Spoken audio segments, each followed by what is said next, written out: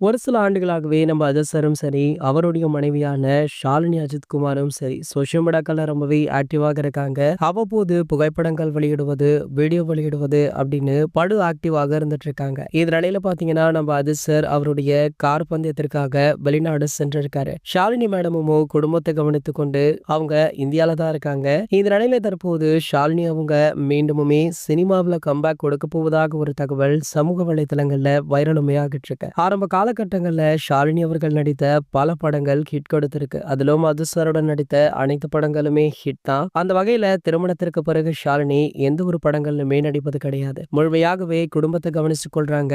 இந்த நிலையில பாத்தீங்கன்னா தற்போது பல வருடம் கழித்து மீண்டுமே சூப்பர் ஸ்டார் ரஜினிகாந்த் அவர்களுடைய ஜெயிலர் 2 படத்துல இணைந்துள்ளதாக ஒரு செய்தி வைரல் ஆகிட்டு இருக்கு. இவங்க படத்துல எந்த ரோலும் பண்ணல.